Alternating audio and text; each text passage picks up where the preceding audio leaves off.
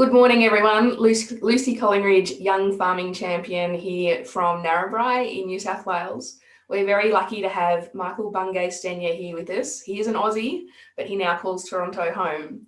Good morning / good evening, Michael. Hi, Lucy. How you doing? I'm so happy to be here. I'm happy that it's morning for you and evening for me because I'm drinking heavily at this stage. So Oh, a little bit jealous, but we're still in the coffee part of the day here. That's right. So I'm going to kick us off by reading your awesome bio. So, Okay. Michael Bungay Stanier is at the forefront of making coaching and everyday leadership behaviour. He's the author of The Coaching Habit, the best-selling coaching book of this century, with over 700,000 copies sold and 1,000 plus five-star reviews on Amazon. His new book, The Advice Trap, focuses on what it takes to stay curious a little bit longer and tame your advice once. In 2019, he was named the #1 thought leader in coaching and was shortlisted for the Coaching Prize by Thinkers 50. Think the Oscars of management for this one. He was a Rhodes Scholar, but more to that later. Michael is also the founder of the Box of Crayons, a learning and development company that helps organisations transform from advice-driven to curiosity-led. He left Australia nearly 30 years ago to be a Rhodes Scholar at Oxford University, where he says his only significant achievement was falling in love with a Canadian, which is why he now lives in Toronto, having spent time in London and Boston. Balancing out these moments of success, he was banned from his high school graduation for the balloon incident, was sued by one of his law school lecturers for defamation, and his first published piece of writing was a Harlequin romance short story called The Mail Delivery. I want to know a lot more about you, Michael, but I'm not sure where to start. Thank you for the introduction. I mean, people should know that I wrote that introduction, so you can choose to believe it or not, because who knows how much of that is true, but most of it's true. Well, I've done a little bit of digging and there's quite a bit of truth in there. There's a lot to know about you, I think. So let's start with, what is Box of Crayons and why does it exist? Yeah, it's a really good question. So it started because I had moved to Toronto and I had a job lined up in Toronto, but in between getting the job and leaving Boston and coming to Toronto, 9/11 happened. So the job that I had lined up vanished. So I got a temporary job, but out of desperation, I was like, I have to start my own company because I'm basically unemployable at this stage. So I started Box of Crayons, really not knowing what I was doing, and with a business plan that basically involved looking for people with a wallet and going, look, whatever you need, I could possibly do it. If you have a pulse and a wallet, we could make something happen here. But over time, I kind of found a purpose to Box of Crayons, and coaching is a word, a term that gets bandied around a lot. And everybody kind of knows what we're talking about, but nobody really knows what it is. And particularly in organizational life, and that's where I spend most of my time for Box of Crayons in kind of big companies. Coaching is seen as this kind of key leadership skill, but most people are terrible at it, and most attempts to introduce it into an organization don't really take off. They don't really kind of get any traction. So Box of Crayons is trying to solve that problem. How do you help organizations move from advice driven, because organizations are full of people who like to tell people what to do, to curiosity led, which means can you ask a good question and then can you shut up and wait for the answer? It's basically what we're trying to do. Can you just learn to ask a good question and be genuinely interested in what the answer might be? Yeah. So we work with really big companies like Microsoft and Salesforce and I'm trying to think of an Australian company we worked with. I can't think of anything off the top of my head, but kind of big global companies typically where we're trying to transform the culture. So it's a little less command and control. I'm the old wise boss here. Let me just tell you stuff, to a way that particularly allows younger people to come up and feel empowered and ready to lead and ready to assume capacity and competence. Curiosity led plus agriculture. Mm-hmm. We all have a farming background as young farming champions. I don't know your background well enough to know what agricultural experience you have personally, but at the end of the day, it doesn't matter hands in the dirt what experience you have because you're a consumer. I'm guessing the jumper you're wearing's cotton, hopefully Australian cotton, Michael. It actually is Australian cotton. Yeah. This supports an Australian institution that provides mentoring to Indigenous youth. So it is. That's awesome. Yeah. You've got a glass of wine, which we're going to assume is Australian wine because it's the best in the world. I'm afraid it's Italian, but it's still very good. So my point is, you're involved with agriculture. So I guess, how do we build those relationships that are so essential between agriculture and the outside world, but also within agriculture? Because we've just had a discussion about being, so advice driven. How do we change that and make everything so much better? Because we discussed beforehand, like there are so many stereotypes out there about agriculture being closed and not taking in anyone else's information, and we're the experts here. So how do we change that stereotype? Because at the end of the day, we do care, and we do care about everyone else, and we do care about the environment and our animals and everything. Like how do we change what we're doing now and create a better result at the end for everyone? Well, let me ask Big question, sorry. Let's say you solve this. What does success look like? I guess that would vary on the industry you're within agriculture and as an individual independently as well. Yeah, so pick one. Let's work on one. Like pick a subsection of agriculture, or pick a particular thing where you're like, this could be interesting for us to look at. So I'll go wool. Okay. I'm a wool young farming champion, and my background is in sheep and wool as a passion. So we'll go sheep and wool. So let's say you break down some of the barrier between the sheep and wool sector and the rest of the Australian population. What's happened? What's different? What's different at the end, like the end goal, what's different, or Yeah, what's success? I guess it's an understanding of, in the sheep and wool industry, one of the big issues is mulesing, tail docking, and where the industry stands, I guess, and this is me speaking personally out on a limb, is, this is why we have to do it. This is why we did it. This is why I have to do it. And this is why I have to do it in the future. So I guess A would be finding a better alternative, and B would be, I guess, an understanding of the science behind what we do and why we do it for the broader community. And sure. And if they understood that, what would happen? There'd either be an acceptance there or we'd find an alternative. And let's say that they kind of get it and they accept it, then what happens? I guess it's status quo, really, isn't it? I'm genuinely curious because I don't know. So this is I spent 3 summers working on a goat farm in Robertson in New South Wales. So that's my farming experience, and I was not ever destined to be a successful agricultural person. I almost killed myself on electric fences more than once. But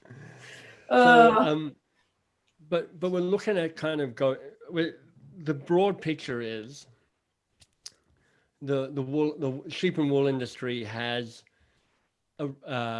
methods and ways of doing things, and it feels misunderstood by the broader population. Is that fair? Yeah. Which I guess misunderstood, yes, but there's the aspect of animal welfare that comes into it as well, like personal values that would influence that. So it's not just a right, wrong. There's a lot of, So, I mean, this is a big, complicated issue, and it's not like I'm going to have an answer or even probably any good questions around this. But here's what I noticed me going to. I'll just throw out some things. The first I would go is notice the dynamic that gets set up around this. And I think there's something really useful in a model called the drama triangle.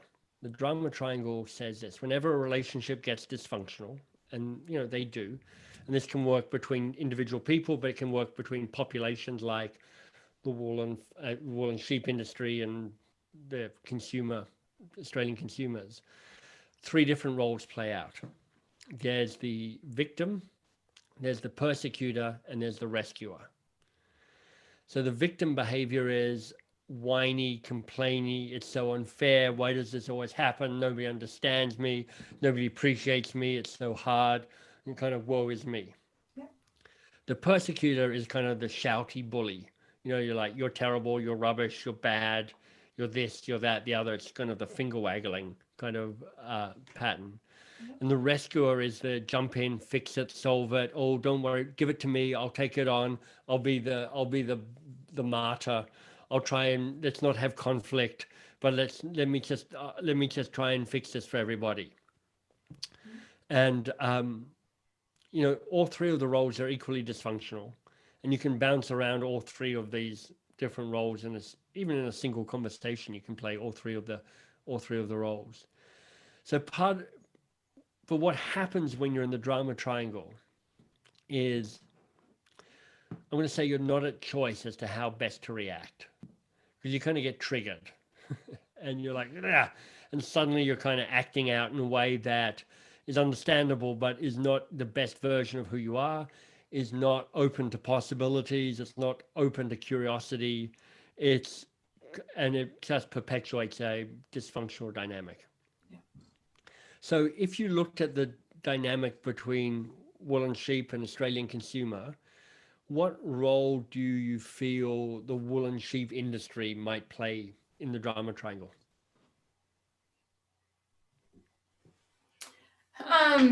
Obviously, like you say, it can be multiple of them, and I think at different times it is. But for me, it's we know what we're doing. It is an animal welfare reason, like. So the second one, like the persecutor. Yeah. Yeah, the finger waggler one. Got it. And which role do you think the Australian consumer plays? I think it would be a mix of the first two, just depending on, the personality you're dealing with. Some people would go, the victim route, and some people would go, you're wrong, you shouldn't be doing it, blah, blah, blah. Yeah. So for me, it's useful to just understand a dynamic, which is like, whenever this comes up from the Australian consumer, I get triggered into persecutor mode, and I move into lectury, shouty, finger waggly, look, you stupid people. If you just took the time to understand what we were doing, you wouldn't be so kind of whiny, complainy, soft, urban losers. I mean, I'm just being melodramatic. I'm not saying that's what gets said, but kind of that's the dramatic version of over-the-top version of this. Yeah. Which shuts down possibilities, because now you're like, we know who the problem is here, and it's not us, it's them. Yeah. I can imagine, quite honestly, that from the consumer thing, that they can also be kind of moralistic, finger waggly.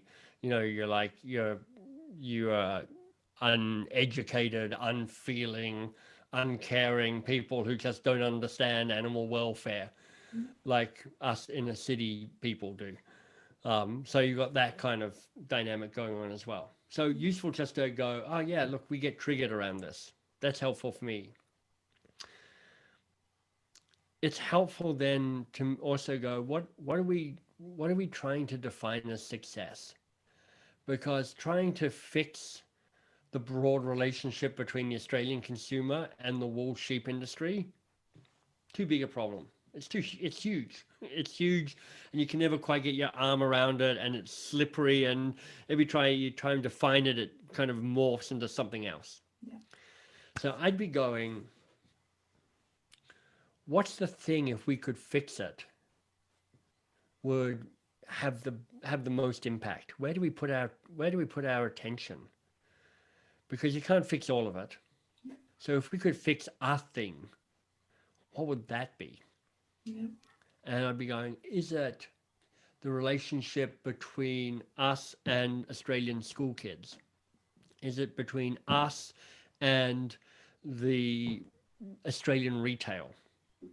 Is it us and Australian media?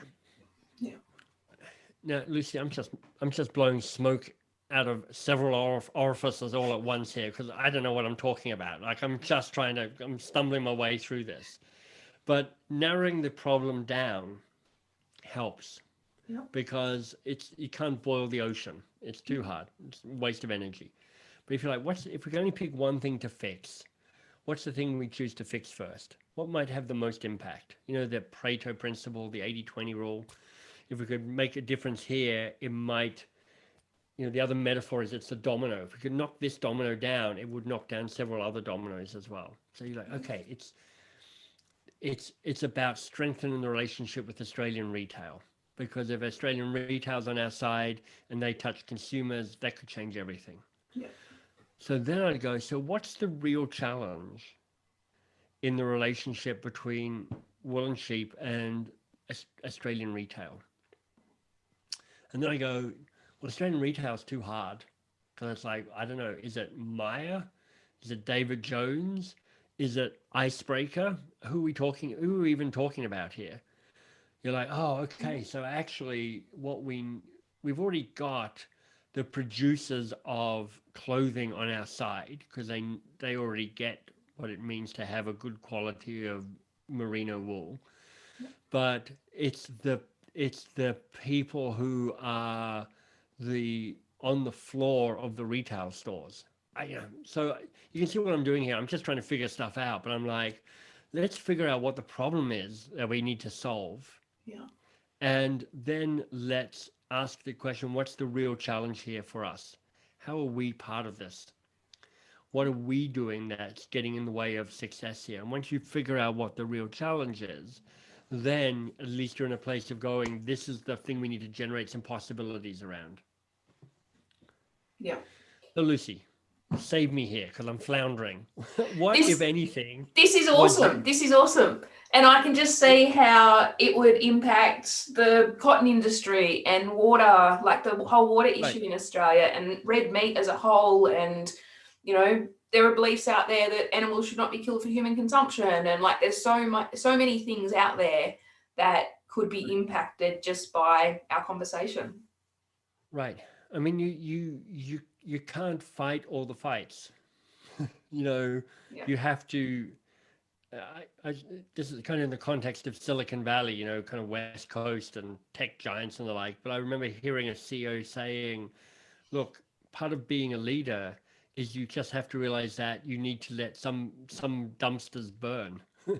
But that's part of the work you do is like, we're going to let that burn, and it's a disaster, but that's not what we're going to fix. Yeah. What we're going to fix is this one thing that matters most to us right now.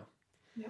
And if we can solve that, then, and part of, and why this connects back to curiosity in the first place is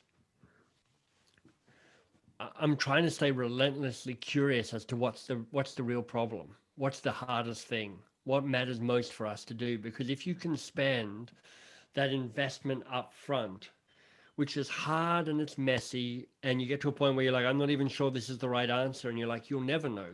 You just got to take your best guess at a certain stage. Mm-hmm. But it just means that all the effort then you then put into having ideas and investing and lobbying and building relationships, you've taken your best guess that you're working on the right thing to fix. Let me ask you, Lucy, what was, out of all that stuff that I did, what was most useful and most valuable for you? What are you taking away from this? The drilling down. Like, I watched your TEDx on the advice monster the other day, and just like asking those questions, like that for me is massive, because like you say, like you automatically, you think you know the problem, but I guess understanding that, especially in our context as young farming champions who are going to go and speak to school kids, we're going to speak to teachers, we're going to speak to industry people. Like, there are so many different people out there that we'll come into contact with, and being able to understand how that, expanding that time that you are curious and you are asking questions, how much difference that can make long term and within those relationships. Part of the side benefit of seeing me kind of flounder my way through all of this is potentially seeing the value of somebody who's not in your industry trying to help you figure some of this stuff out. because my total naivety turns into being a benefit because I'm too stupid to know what's stupid. Right? So I'm like, I don't know, is it, I'm just randomly taking guesses at stuff. And I'm sure if everybody listening, 80% of what I'm saying, they're going, you're an idiot, Michael. But 20% are like, well, that's actually interesting because we hadn't thought of putting it exactly like that. Yeah. And that's where that kind of naivety. Yeah. What happens with your expertise is it cloaks curiosity. And in some ways, part of what can keep this fresh is keep unlearning stuff and going, look, I know a whole bunch of stuff, but what if I didn't? Yeah. What if I was naive to this? If I had to start again. One of the books I love is by a guy called Adam Grant, and it's called Give and Take. And it's a really useful, just a mantra for understanding how to show up in the world. He looked at a bunch of people and he said, look, there are three types of people in the world. There are the givers, there are the takers, and then there are kind of, I can't remember the language he uses, but it's kind of like you scratch my back, I'll scratch your back sort of thing. So kind of mutual exchange. And he looked at across all sorts of industries. And he kind of looked at what type of person was in the top 10% and what type of person was in the bottom 10%. So if you think of the people who are in the bottom 10% of most industries, you got givers and takers, and you scratch my back, I scratch your back. Which do you think are the ones that were consistently in the bottom 10%? The takers. Actually, it was the givers. Because they were like, they kind of depleted themselves, and they're just, they're kind of like, they got walked on by everybody and everybody took advantage of them, and they ended up being martyrs to the cause, but actually not succeeding. So they were the people who succeeded least. Who do you think succeeded most? Who were the ones that consistently showed up in the top bit? I'd say the mix. Well, funnily enough, it was the givers again, but a different type of giver, because there's a way of giving where you don't deplete yourself. You don't give it all away, but you act from a spirit of generosity. And I mean, I'm not really a believer in karma as a kind of spiritual thing, but I am a believer in that you can build a reputation for generosity. And if you've got that kind of open heart, good stuff tends to show up. Yeah. And so what Adam Grant did was kind of say, look, there are two types of givers. There are the ones that deplete themselves and end up abused and used by people. And there are the ones that know how to give and still look after themselves in the right way. And they're the ones that really tend to flourish. Yep. So there's a way of practicing generosity and kindness, which actually connects back to curiosity, because a generosity is when you choose to see the best in the other person. It's not just giving stuff away, it's also seeing the best in the other person. Yeah. So if you go back to that conversation around, wool and sheep versus Australian consumer, what if everybody saw the best of each other and assumed positive intent? How would that shift the dynamic between those two different sectors that kind of rub up against each other, or might rub up against each other? That would be massive. That would be a massive change. No, there is a lot to think about, Michael, and what you've spoken about today. Like, we've had a pretty brief conversation. You've done a lot of the talking, which I appreciate because you're subject matter expert here. So thank you so much for your time, Michael. Yeah, I really appreciate it. I really enjoyed talking to you. Thanks for your time as well. Same. Thank you.